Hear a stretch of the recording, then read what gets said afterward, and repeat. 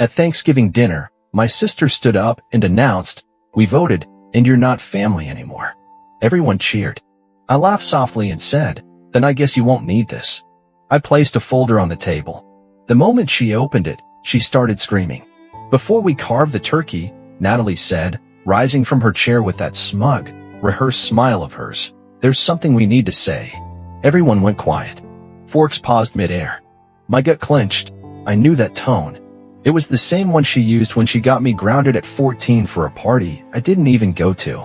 "We had a family vote," she continued, looking around at everyone like a pageant queen about to be crowned. "And we've decided you're not family anymore." Silence. Then a cheering. Cheering. My cousin Laura clapped like she was at a concert. Uncle Mitch raised his wine glass and toasted. Even my mother, my own mother, laughed and said, "Well, someone had to say it." I sat there frozen, staring at my plate. The stuffing had gone cold, but my blood boiled. My dad didn't even look at me, just sipped his beer and muttered, "It's probably for the best." "Wow," I said, pushing my chair back slowly. "You guys actually rehearsed this?" Natalie grinned wider. "You've been toxic for years. We're just finally done pretending." "You're not family," my mother added, reaching for the cranberry sauce like we were discussing the weather. "It's unanimous." I looked around. No one spoke up. Not one person. "Good," I said quietly. Then I reached into my bag. "I figured this might happen," I added, pulling out a thick folder and placing it gently in the center of the table. The sound it made, thunk, cut through the laughter. Natalie blinked. "What is that?" I smiled, leaned back in my chair, and folded my arms. "Why don't you find out?" She snatched it up and ripped it open, her mouth already twisted in that snide little smirk she always wore when she thought she was winning. Then she turned the first page and stopped smiling. Her face turned pale.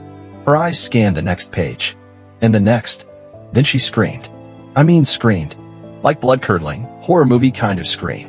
Her chair crashed behind her as she bolted upright, slamming the folder shut like it had burned her hands. "You monster," she cried.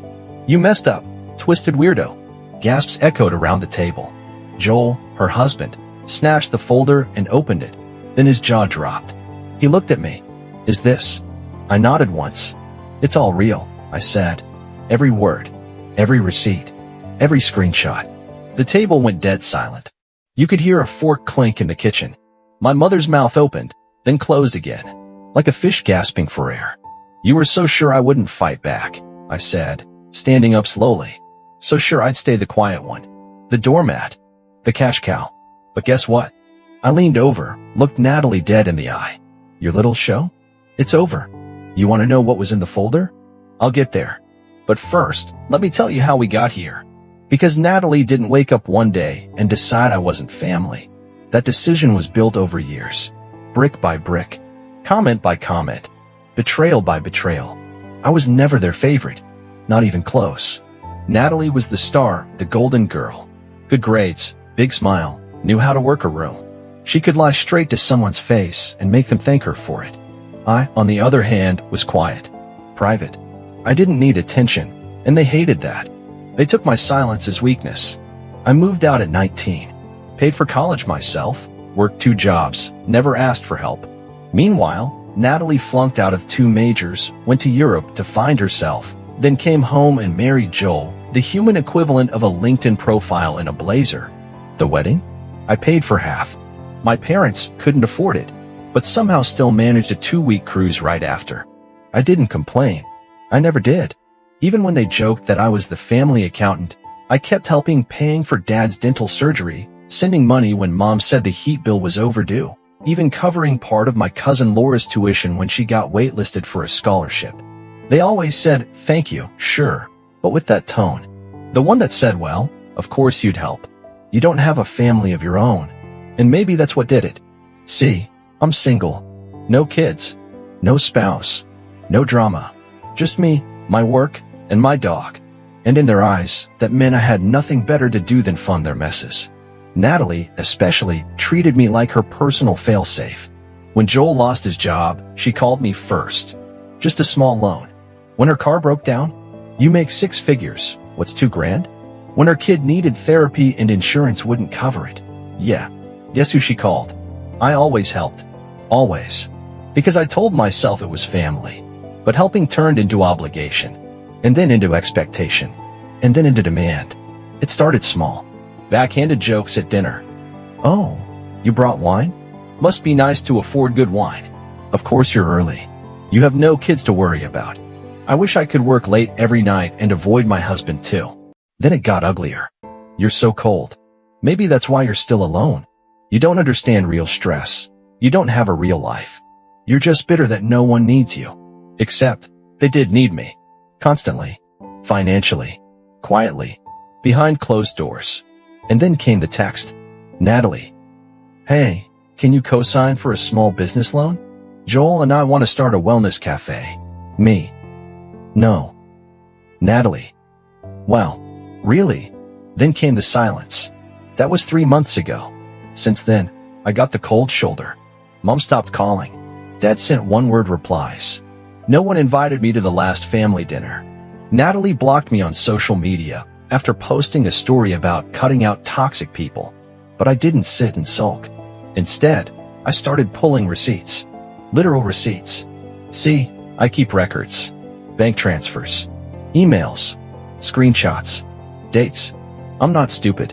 And over the past 5 years alone, I'd sent over $78,000 to various family members.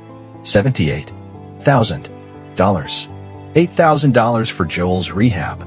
$2,300 for Natalie's emergency dental work, which turned out to be elective veneers. $1,500 for my dad's back surgery. $12,000 for my mom's credit card debt. $6,000 for Laura's college move-in costs. $4,500 for a family emergency that turned out to be a trip to Cabo. And not once, did any of them offer to pay me back. They just took. And when I stopped giving, they decided I was the problem. So I made the folder. Inside, every transfer confirmation, every email and text request for money. Screenshots of Natalie calling me manipulative to her friend because I said no to the loan. A timeline of every major payment I made in the last 5 years. And, as a cherry on top, copies of Facebook and Instagram posts where they mocked me. I have screenshots of Natalie calling me a cash cow with no spine, in a private comment thread she didn't know I had access to. So yeah, that's what she saw when she opened the folder. That's what made her scream. Because Natalie wasn't just exposed. She was dismantled, fact by fact, line by line, page by page. All while the rest of the family realized what they had done. My mom looked ready to faint. "Joel?" He stared at the line that said $4, $200 to cover Natalie's credit card, used at a hotel in Santa Monica with someone named Alyssa, and just said, "What is this?" I didn't answer. I didn't have to. Because for the first time ever, I wasn't defending myself. I was just showing them the truth. "You kept records," my mom said finally, her voice shaking. "Of everything?" I turned to her, calm as ever. "You never remembered, so someone had to." Natalie was still standing, still pale, her fists clenched at her sides. Her eyes darted to Joel, to me, to the folder. "This is a violation," she spat. "You had no right to." "No right?" I said, standing up slowly. "You just stood in front of this whole family and declared me not family. You all clapped. And now you're upset that I came prepared." Joel flipped another page in the folder. "What's this about Santa Monica?" he asked, his voice tight. Natalie's head snapped toward him. "Don't start. Who's Alyssa?" he continued. "Why were you at a hotel for 3 nights on my credit card?" Her silence was louder than any answer. "Wait," my mom cut in, holding her hands up. "Can we all just calm down and be reasonable?" "Sure," I said. "Let's be reasonable.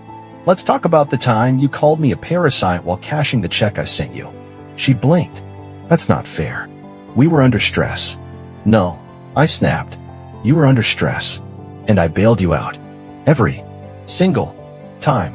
And the one time I say no, suddenly I'm the enemy." My dad, who had been dead silent until now, finally spoke up. "You're making this into something bigger than it is." I turned to him, and my voice dropped. "You let them do this to me for years. You knew. You saw it. You heard it. And you let it happen because it was easier than standing up to them." He didn't deny it. Natalie slammed her hand on the table. "You're just bitter because no one needs you anymore." "Wrong," I said coldly. "I'm not bitter. I'm done." She let out a bitter laugh. "You're pathetic. Do you know how dramatic this all looks? Bringing a folder? Printing screenshots? You think this makes you the victim? You're just proving you're a control freak. And you're just proving, I said, that you only cared about me when I was paying your bills. You don't get to play the martyr, she shouted. You chose to help. You didn't have to. And yet, somehow, I said, stepping forward, you expected it. Every single time. Until it wasn't help anymore. It was duty. And when I stopped, you voted me out. My voice cracked, not from sadness, from rage. You didn't want a brother. You wanted a wallet with legs. Joel stood up now, holding the folder. Is this true? He asked, looking at Natalie. All of this. Natalie looked at him, and for the first time, she didn't have a comeback. No fake tears. No deflection. Just silence. You lied to me, he said. About the hotel. About the money. About him. You made it sound like he was crazy. I had to, she exploded. He was turning everyone against me. I wasn't, I said. You did that all by yourself. The room went quiet again. Then my mom leaned forward and tried one more time. Her voice softened. Listen, honey, we may have overreacted, but this is still family, and families fight. Let's just put this behind us. I cut her off. You're not hearing me. She blinked. What? I'm not asking for peace. I'm not asking for forgiveness. I'm telling you, I'm done. Natalie sneered. Oh, stop pretending like this is some big moment. You've said that before. I looked her dead in the eyes. Not like this. I reached into my coat pocket and pulled out another envelope. What now? My dad asked, clearly exhausted. I tossed it onto the table. Joel caught it before it slid off. He opened it. Read the first line. His eyes widened. What is this? He whispered. I answered for him. Power of attorney forms. For Mom. Revoked. Medical proxy. Revoked. Emergency contact? Removed. I've already signed the papers. I am legally and emotionally no longer responsible for any of you. My mother gasped. You're cutting ties completely? Completely, I said. Starting now. You're being selfish, she said, tears now forming. We made mistakes, but we're still your family. I turned to her, and my voice dropped again, calm, final. No, you're not. I grabbed my coat, looked at them one last time, and walked out the door, leaving them in the middle of Thanksgiving dinner, stunned and speechless, surrounded by cold food and ugly truths. I walked out, and I didn't look back. Not because it didn't hurt. It did. But as I closed the door behind me, stepped off their porch and into the cold night air, I felt something inside me shift. For the first time in years. I could breathe. I didn't drive straight home. I pulled off the road near the lake I used to visit as a kid, the place Dad used to take me fishing. I sat there in silence, staring out at the still water, and felt something I hadn't felt in a long time. Nothing pulling at me. No guilt. No pressure. No one waiting on a check or a ride or a favor. Just stillness. The next morning? Silence. The day after that? Still nothing. But on the third day, the messages started. First, my mom. A missed call. Then another. Then a voicemail. You really meant it? We were angry, but we're still your family. I didn't respond. Then came the texts. From Natalie. You don't even realize what you've done. Joel's filing for divorce. Are you happy? Something is really wrong with you. Then my dad. You went too far. We all said things we regret. But what you did was nuclear. Your mother is a wreck. Come fix this. I didn't reply to any of them. And honestly, I thought I'd feel guilty. I thought I'd toss and turn at night, wondering if I went too far. But instead, I slept better than I had in years. There was no more second-guessing every text. No more waiting for the other shoe to drop. No more late-night Venmo requests, guilt trips disguised as emergencies. For the first time in a decade, I could hear myself think. I started waking up early, going for runs, brewing coffee slowly. I made appointments I'd put off for years. Dentist, doctor, even a therapist. Not because I was broken, but because I was finally allowed to take care of myself. I rewrote my emergency contacts, removed my parents, changed my passwords, froze every joint account they had access to, blocked Natalie on every platform. It wasn't about revenge anymore. It was about closure. A week after Thanksgiving, I got a text from Laura, my cousin who clapped when they voted me out. I didn't know you paid for my tuition. I'm sorry. I followed the crowd. You were always the one who actually helped. I didn't answer, but I read it. Twice. Then, another surprise, a message from Joel. I filed the papers. Everything in that folder checked out. She cheated, lied, manipulated. Not just you, me too. He added. You did the right thing. I should have left sooner. I wasn't expecting that. But it landed. A few days later, I did something I hadn't done in years. I applied for a job in another city. Not because I was running, but because I was finally free. No more, you should stay close to home. No more, who will take care of them if you leave? I started reconnecting with friends I hadn't seen in years. People I'd pulled away from because I was always too busy with family stuff. And the wildest part? Some of them had seen my post on Reddit. They reached out, just to say, we're proud of you. That was brave. No one asked for money. No one guilted me. No one tried to spin it. Just support. Simple, honest, clean. Someone asked me, don't you regret it? I thought for a second, then said, I only regret not doing it sooner. I thought that was the end. And in a way, it was.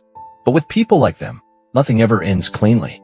Especially when they start to feel the consequences of your absence. The first few weeks after Thanksgiving were quiet. Beautifully, eerily quiet. No calls. No guilt. Just peace. Until Christmas. On December 22nd, I got a text from my mother. Just a picture. It was their living room, decked out with stockings, a half-decorated tree, in front and center, a massive empty space where they usually stacked the presents. It doesn't feel the same without you, the caption said. Ellie keeps asking why Uncle isn't coming this year. I stared at it for a long time. No apology. No ownership. Just the same manipulative undertone. Look what you've done. Look who you're hurting. I didn't reply. December 23rd, Natalie tried calling. I let it ring out. Then she sent a message. I know I messed up, but you don't have to punish everyone. Just come by for Ellie. She misses you. 2 minutes later. Also, Mom and Dad are behind on their mortgage. I know you don't care anymore, but the bank called today. I thought you'd want to know. There it was. The ask. Always hidden in a blanket of guilt, always covered in fake softness. But it always ended the same way, with a request. I blocked the number. December 24th. Another text. This time from Dad. You made your point. We get it. But enough is enough. We need help. We're still your blood. That night I sat alone by the fireplace with a glass of wine. I looked around my small apartment. No tree, no noise. Just me and the silence they always said would destroy me. And for the first time in my life, I was thankful for that silence. But it didn't end there. January. I got a call from a number I didn't recognize. I picked up out of habit. Is this Daniel? A man's voice asked. Yes. Who's calling? My name is Mark, he said. I'm calling on behalf of your father. He mentioned you're the primary executor of the family trust. I froze. I revoked that role 2 months ago, I said. It was finalized by the family attorney. My name is off everything. The man paused. I see. Your father said he couldn't reach you directly and asked me to explore options. There, in a bit of a bind. Of course they were. Natalie and my parents had run out of options. The ATM was closed. The safety net was gone. Now they were trying to get creative. I hung up without another word. But the final straw came in February. I got an envelope in the mail. Handwritten. No return address, but I recognized my mother's handwriting instantly. Inside was a letter, 3 pages. The first page was all about regret. We said things in anger. You've always been the strong one. We never realized how much we leaned on you. The second page turned to guilt. Your father's health isn't good. Natalie's completely alone now. We're worried about Ellie. She's struggling. And the third page? That was the hook. We're selling the house. But we're underwater on the mortgage. We just need a little help to get through this. Then we'll never ask again. Please, Daniel. Do it for your father. Do it for the family. I sat with the letter for a while. Let myself feel every ounce of what they wanted me to feel. The weight of responsibility. The sting of obligation. The aching need to fix what was broken. Then I folded the letter, got up, walked to the kitchen, and tossed it in the trash. The truth is, they weren't asking for help. They were asking for access. Again, they didn't want me back in the family. They wanted the version of me who didn't say no, the one who paid silently. sacrificed silently, suffered silently. But that version of me? He's gone. I'm not their scapegoat anymore. I'm not their golden goose. I'm not the duct tape holding a broken house together. I am done. And the most terrifying part for them? I'm doing just fine without them. I got a new job, moved to a new city, bigger place, clean slate. I started volunteering on weekends, not because anyone needed me, but because I wanted to. I built a life where no one calls me at 11 p.m. to cover a mistake they refuse to own, where I'm not punished for being independent, where kindness isn't used as leverage. I don't regret helping them, but I do regret how long it took me to stop. You want to know what real peace feels like? It's not being surrounded by family. It's being free from people who only call you family when they need something. Update, months later. I didn't think this post would get attention. Honestly, I just needed to say it, to put it somewhere. But I read every comment. The people who said, "You were brave, they don't deserve you. Thank you." I didn't know how much I needed to hear that until I did. And to the few who asked, "But what if they change?" Yeah, I've asked myself that too. It's been a few months now. They didn't change. After I cut them off, after the folder, after the screaming and the silence and the letters, I thought maybe, just maybe, someone would get it. That they'd reflect. That they'd say, "We're sorry." They didn't. They got quiet for a while. Then they got strategic. Then they got desperate. Then they got ugly again. But me? I got free. Since then, I moved to a new place. Got a job that doesn't keep me up at night. Started therapy. Real therapy. The kind where you stop trying to fix everyone else and finally learn how to sit with yourself. I cook for myself now. I sleep better. I go outside more. I don't flinch when the phone buzzes. And yeah, sometimes I think about Ellie. About what she's being taught.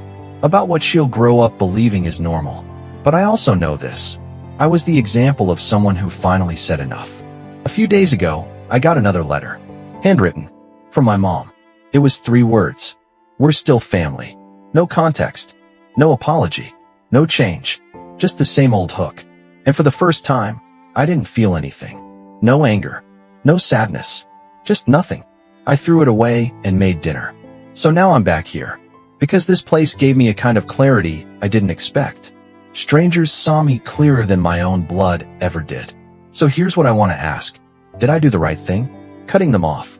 Dropping the weight. Saying no. And meaning it. Was I too cold? Or was I finally just done being the only one holding it all together? I don't know. But I do know this. For the first time in my life, I'm not surviving. I'm living. Thanks for reading. Still listening.